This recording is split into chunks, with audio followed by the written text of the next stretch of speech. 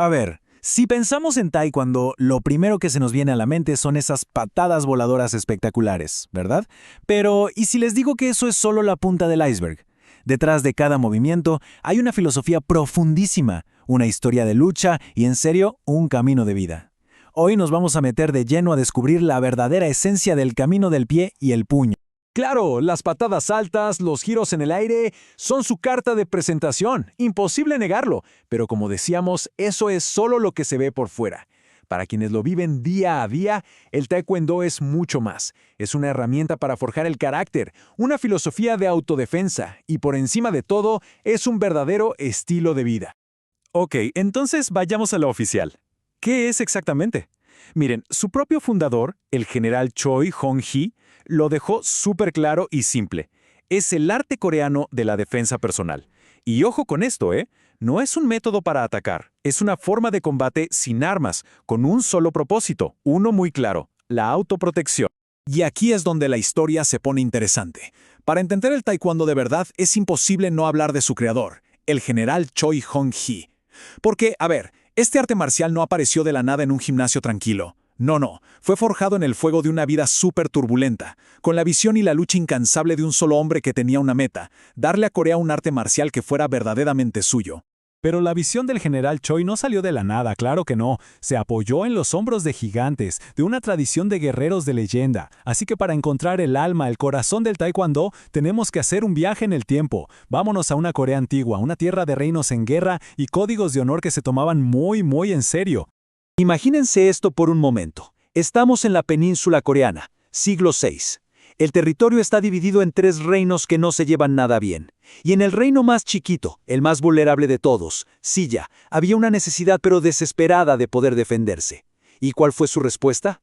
Crearon un cuerpo de élite, unos guerreros jóvenes, nobles, conocidos como los Hwarang-do.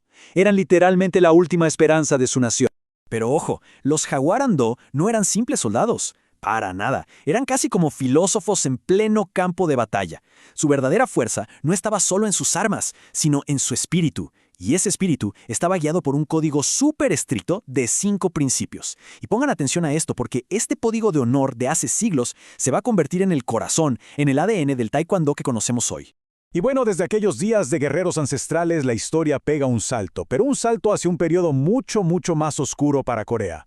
Una época de opresión, de pérdida de identidad, que aunque suene increíble, se convirtió justamente en el horno donde se forjaría un nuevo y poderosísimo símbolo de resistencia. Es que durante la ocupación japonesa, cualquier cosa que sonara a cultura coreana fue brutalmente prohibida. Y claro, eso incluía sus artes marciales. Pero ya sabemos cómo es esto, ¿no? A veces cuando prohíbes algo, lo único que logras es que la gente lo desee más. Y así fue.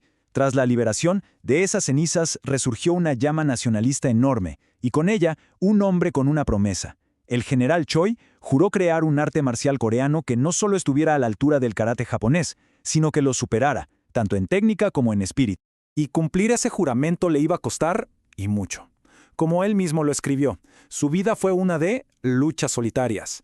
Y es que no solo peleó en campos de batalla, sino que tuvo que enfrentarse a la oposición de sus propios colegas, de otros maestros marciales y hasta del gobierno. Su dedicación al Taekwondo fue pero tan grande, que lo llevó a un doloroso exilio voluntario, lejos de la tierra que tanto quería honrar con su arte. Llegamos a un momento clave en esta historia. Había que ponerle un nombre a este nuevo arte, pero no podía ser cualquier nombre. Tenía que ser uno que lo diferenciara de todo lo que ya existía, un nombre que gritara Corea por todos lados. Entonces, ¿qué nombre le pones? A ver, las artes marciales que se practicaban en ese momento, como el Dangsu, tenían una influencia fuertísima del karate japonés. Hacía falta un nombre que rompiera con todo eso. Y aquí es donde vemos la genialidad del general Choi. Propuso Taekwondo. ¿Por qué? Porque sonado parecido al antiguo y respetado Taekyon, pero al mismo tiempo se sentía nuevo, poderoso y, lo más importante, era 100% coreano. Y lo bueno del nombre es que es súper descriptivo. Escuchen esto. Tae significa pie o pierna.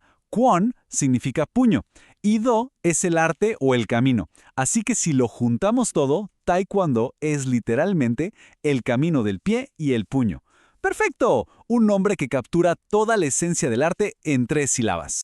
Pero, como ya dijimos, el Taekwondo es mucho más que patadas y puños. Es una filosofía. ¿Se acuerdan de ese código de los guerreros Hwarang-do del que hablamos hace un rato? Bueno, el general Choi lo rescató del baúl de la historia y lo convirtió en una especie de brújula moral, en los principios fundamentales que todo el que practica taekwondo debe seguir. Y es que la visión del general Choi iba mucho más allá de crear luchadores eficientes. Su verdadero objetivo era formar mejores seres humanos. Por eso, le inyectó a su nuevo arte el espíritu y la ética de aquellos guerreros antiguos, para asegurarse de que la fuerza física siempre, pero siempre, fuera de la mano con la fortaleza moral. Hablemos del primer principio, la perseverancia. ¿Y quién mejor para hablar de esto que el mismísimo general Choi? Él estaba convencido de que el secreto del éxito era bastante simple, superar cualquier dificultad sin importar lo grande que fuera. Es esa fuerza de voluntad para seguir adelante, incluso cuando todo parece decirte que pares. Otro pilar fundamental, el autocontrol. Y esto es vital, en serio. Perder el control en un combate puede ser un desastre total, pero ¿y en la vida diaria? También. Como ya decía el sabio Lao Tzu, la persona más fuerte no es la que vence a otros, sino la que se vence a sí misma. Una vez que el arte ya estaba bien establecido en Corea, la visión del general Choi empezó a mirar más allá. Su sueño ya no era solo para su país, se volvió global. Quería compartir el taekwondo con el mundo entero. Pero lo más inspirador de todo es el porqué de ese sueño. Su fantasía final, como él mismo la llamaba, no era buscar fama o reconocimiento. Para nada. Su verdadero sueño era ver cómo el taekwondo superaba las barreras de la política, de la religión, de las razas, y se convertía en una herramienta para unir a la gente.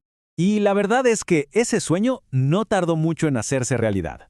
Pensemos en esto por un segundo. En 1953, eran solo un grupito de maestros en un pequeño dojang allá en Corea. Solo 20 años después, el mundo entero estaba mirando el primer campeonato mundial en Montreal. El crecimiento fue simplemente explosivo. Hoy en día, el taekwondo ya es un arte maduro, consolidado. Después de una larguísima historia marcial coreana de más de 1300 años, este arte ha llegado a más de 50 países y lo practican millones de estudiantes. Se puede decir que la misión de su fundador se cumplió con creces. Y todo esto nos deja con una última reflexión. El general Choi creó el taekwondo con un propósito enorme, que fuera una herramienta para el progreso humano, para ayudar a construir un mundo más pacífico. Así que la pregunta que queda flotando en el aire es, hoy, en el mundo en que vivimos, ¿creen que este arte sigue cumpliendo con esa misión tan grande?